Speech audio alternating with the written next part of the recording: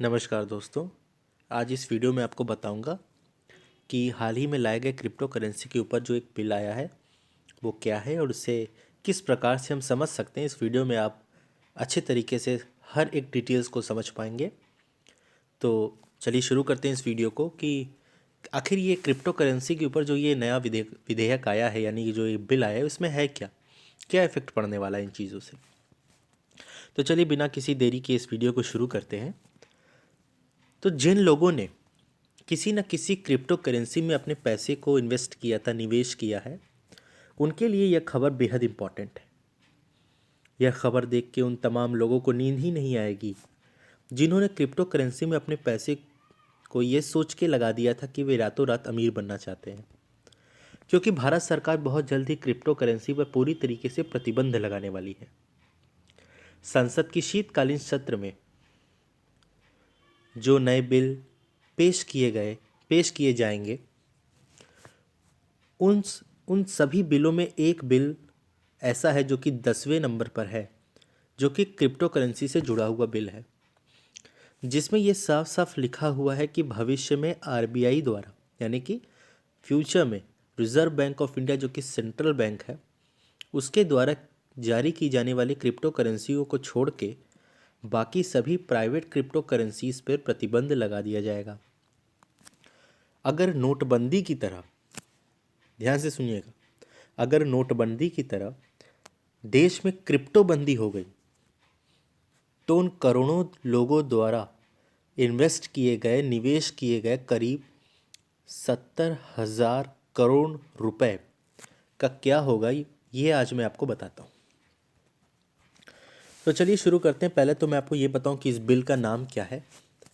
इस बिल का नाम है the crypto currency and regulation of official digital currency bill 2021। फिर से सुनिए, the crypto currency and regulation of official digital currency bill 2021। इसमें लिखा है कि आरबीआई की ऑफिशियल डिजिटल करेंसी के लिए एक फ्रेमवर्क तैयार किया जाएगा और इस बिल का उद्देश्य भारत में सभी प्राइवेट क्रिप्टो करेंसीज को प्रतिबंधित करना भी है। हालांकि इसमें कुछ डिजिटल करेंसीज जिनकी टेक्नोलॉजीज इम्पॉर्टेंट है, उन्हें छूट दी जा सकती है। ये अब कौन सी करेंसीज होंगी ये अभी साफ नहीं किया गया है। तो अब आरबीआई अपनी क्रिप्टो करेंसी रिलीज करेगा और अब केवल वही मान्य होंगी। और अब यह बिल अगर कानून बन गया तो भारत में अब क्रिप्टो करेंसी का व्यापार हमेशा के लिए बदल जाएगा। भारत की आबादी का 8% हिस्सा इस क्रिप्टो करेंसी में इन्वेस्ट किया गया है और लोगों ने करीबन 70,000 करोड़ रुपए एक ऐसी डिजिटल करेंसी पे लगाए हैं जिसे अभी तक भारत में मान्यता तक नहीं मिली है और जिस पे अब गवर्नमेंट ने बैन लगाने को सोच रही है। इस समय पूरी दुनिया में 70,000 से ज़्यादा क्रिप्टो कॉइन्स चलन में हैं और यह एक प्रकार के डिजिटल सिक्के होते हैं। जबकि वर्ष 2013 तक दुनिया में केवल एक ही क्रिप्टो करेंसी थी और उसका नाम था बिटकॉइन।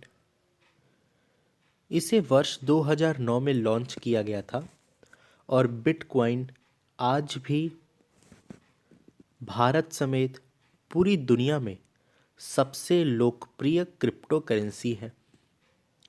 इसकी वर्ष 2010 में कीमत करीब 75 पैसे थी, 75 पैसे, लेकिन आज की डेट में इसकी कीमत करीब 45,76,738 रुपये बन गए हैं। सोचिए इसे, 45,76,738। ये मैं आपको 23 नवंबर 2021 का आंकड़ा बता रहा हूँ। 75 पैसे से डायरेक्ट ₹45,76,738 ये बन गए हैं। यानी अगर कोई 11 साल पहले 75 रुपये में 10 बिटकॉइन भी खरीदा होगा तो आज की डेट में वो 4,60,00,000 रुपए का मालिक हो गया होगा। इन करेंसीज के जो दाम होते हैं वो काफ़ी तेज़ी से बढ़ते और तेज़ी से घटते भी होते हैं।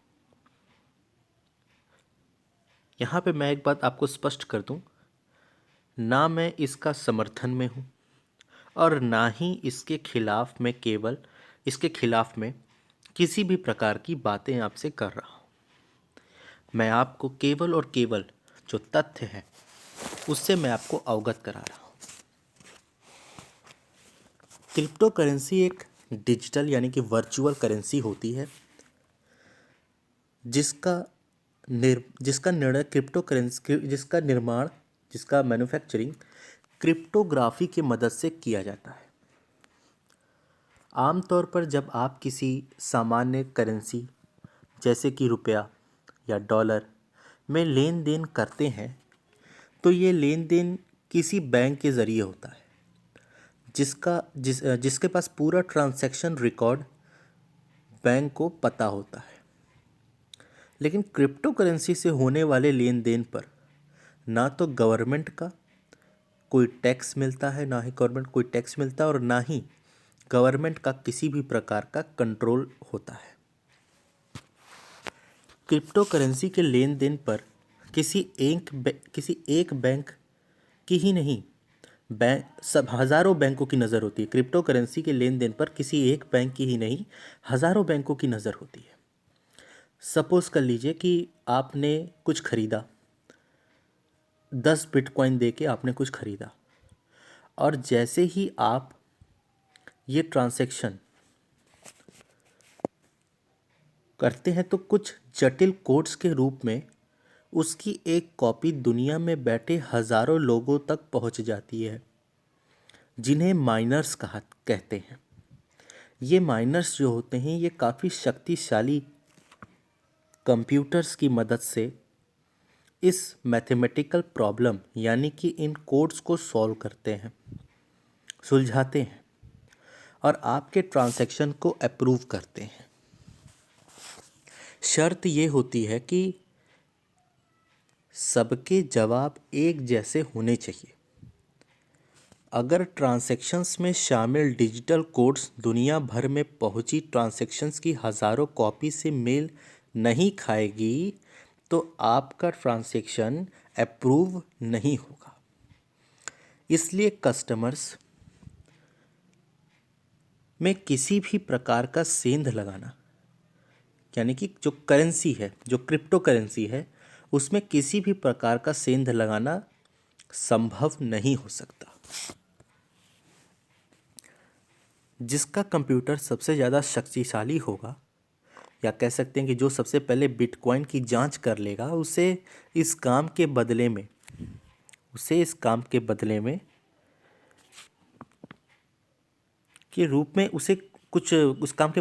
कुछ रूप में क्रिप्टो करेंसी की कुछ नए डिजिटल कॉइन्स मिलते हैं।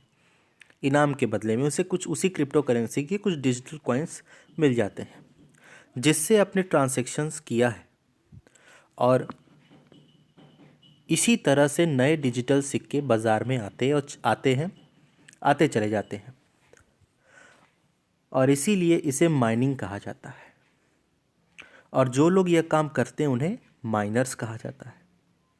ये पूरी प्रक्रिया ब्लॉकचेन टेक्नोलॉजीज़ पर बेस्ड होती हैं जिसका आविष्कार 1991 में किया गया था। इसका सही इस्तेमाल 2009 में सातोशी नाकामोटो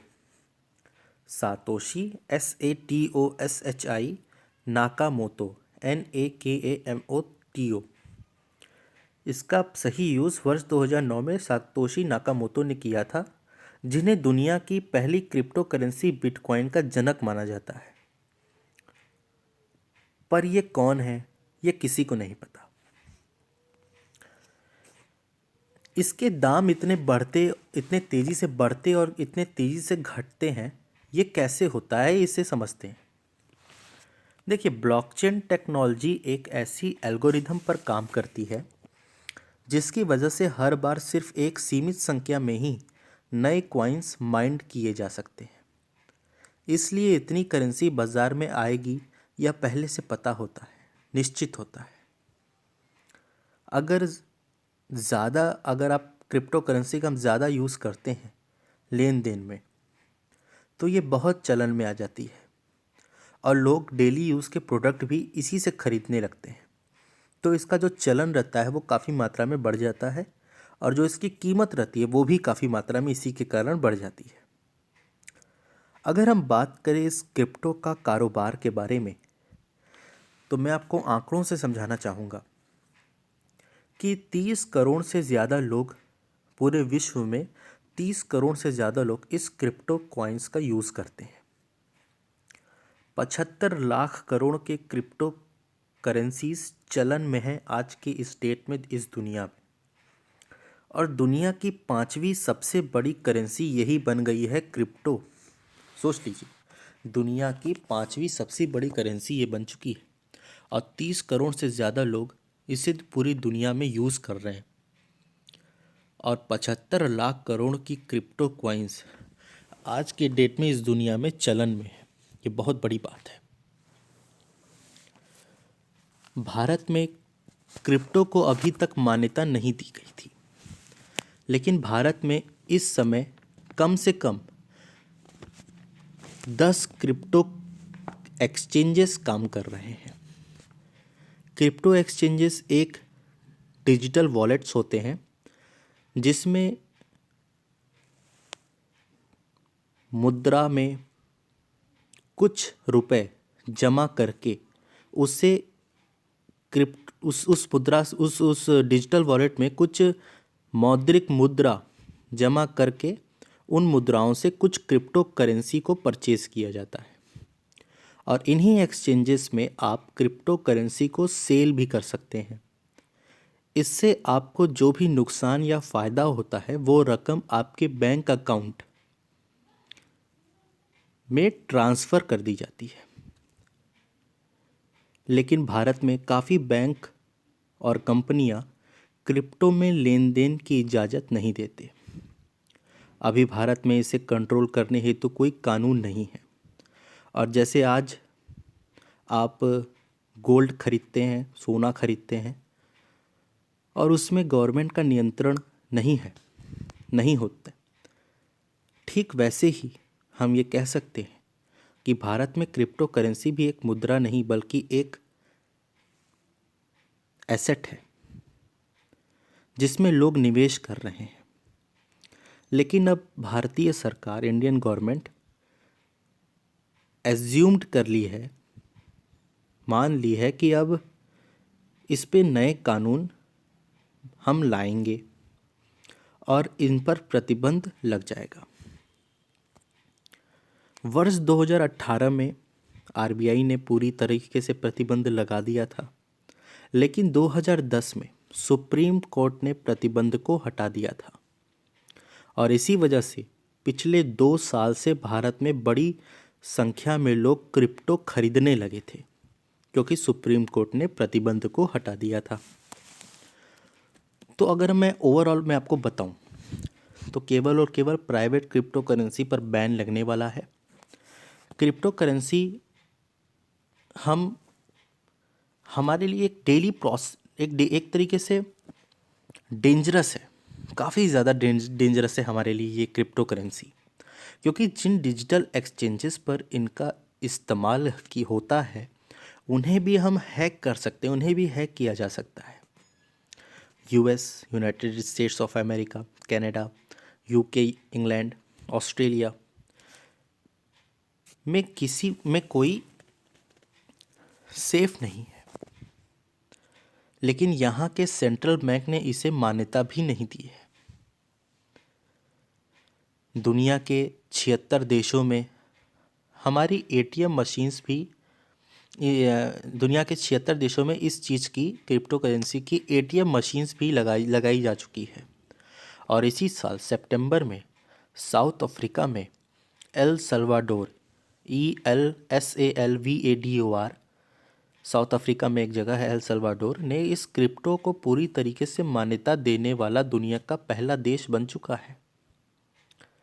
लेकिन China, Turkey, Egypt, Iraq, Iran, Colombia, Indonesia और रशिया समेत कई देश में क्रिप्टो का यूज़ आज भी इलीगल है। चाइना और टर्की में क्रिप्टो परचेज करने वाले पर मनी लॉन्ड्रिंग के तहत कार्यवाही भी की जा सकती है और भारत में भी अब यही होने वाला है। देखिए, मैं तो क्रिप्टो करेंसी का बहुत बड़ा एक्सपर्ट नहीं हूँ, तो इससे ज़्यादा तो मैं आपको नहीं बता पाऊँगा, लेकिन मैंने आपको इसका जो इस लॉ का, इस क्रिप्टो करेंसी का जो जिस्ट है वो मैंने आपको समझाने की पूरी कोशिश की है। उम्मीद करता हूँ आपको ये वीडियो पसंद आया होगा। वीडियो पसंद आया तो प्लीज़ आप लाइक करें, शेयर करें और हमारे चैनल को ज़रूर से ज़रूर सब्सक्राइब करके रखें, ताकि आने वाले नए कानूनों के बारे में, कुछ इंटरेस्टिंग फैक्ट्स ऑफ कॉमर्स के बारे में मैं आपसे लगातार डिस्कस करता रहूँगा। तब तक के लिए धन्यवाद। अपना विशेष ध्यान रखें। स्वस्थ रहें।